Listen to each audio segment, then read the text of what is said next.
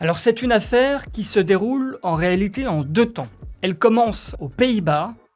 puisque au matin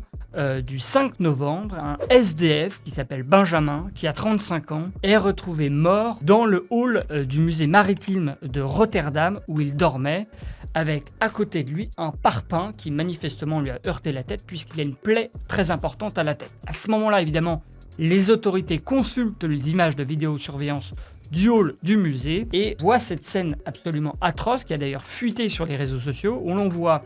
un passant passer à côté de ce SDF qui est en train de dormir, revenir un peu plus près du SDF pour être sûr qu'il dort et puis repartir un peu plus tard, aller chercher un parpaing, un bloc de béton qu'il transporte sur sa tête et puis revenir près du SDF pour jeter littéralement ce bloc de parpaing sur la tête du SDF qui évidemment est toujours aujourd'hui dans un état extrêmement critique puisqu'il est dans le coma et qu'une cagnotte a été lancée pour payer ses soins. Alors derrière, bien sûr,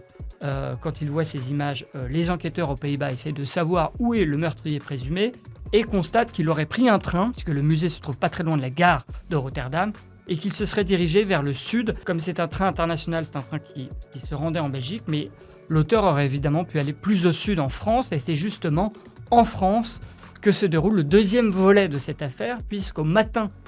du lundi 11 novembre, un autre SDF qui s'appelle Émile, qui avait 39 ans, qui était de nationalité moldave, qui était dans le quartier depuis très longtemps, qui dormait en fait sous un porche de la rue d'Anguien, pas très loin de la gare Perrache. Ce SDF donc est retrouvé mort, une plaie importante à la tête, et là encore un parpaing ensanglanté à côté de lui. Alors au-delà de la similitude des modes opératoires dans ces deux affaires, qui fait penser donc que ça pourrait être le même auteur, la police française arrive à obtenir les images de vidéosurveillance de la scène de crime et constate qu'il s'agit a priori du même auteur puisqu'il a la même apparence physique, c'est-à-dire les mêmes habits, la même tenue vestimentaire, notamment des baskets avec des semelles blanches et des lacets orange, mais aussi le même physique. Donc le rapprochement est fait. Les autorités à ce moment-là du Pays-Bas se rapprochent de celles de la France pour essayer de travailler ensemble. Et à ce moment-là, la question c'est de savoir pour les enquêteurs locaux, est-ce que cet homme qui est recherché pour assassinat, qui aurait tué ce SDF à Lyon, est toujours à Lyon ou est-ce qu'il a déjà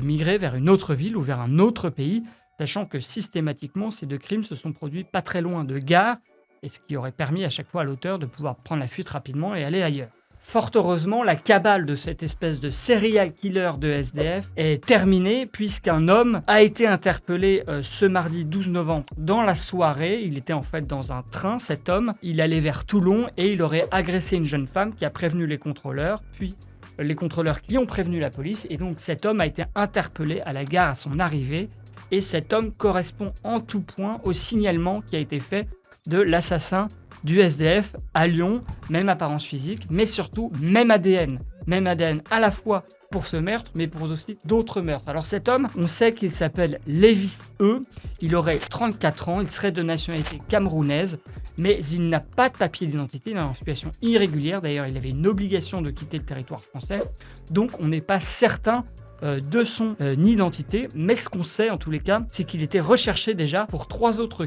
crimes commis en France, l'un à Évry, l'autre à Strasbourg et un autre à Dijon, et on sait donc que son ADN match d'ores et déjà pour le crime qui a été commis à Lyon, on a retrouvé probablement son ADN sur le parpaing puisqu'il a utilisé pour tuer ce SDF, mais aussi pour un autre crime donc commis à Évry par le passé, sur un SDF là encore. Alors bien sûr maintenant cet homme est dans la main des enquêteurs puisqu'il a été placé en garde à vue, il va être longuement interrogé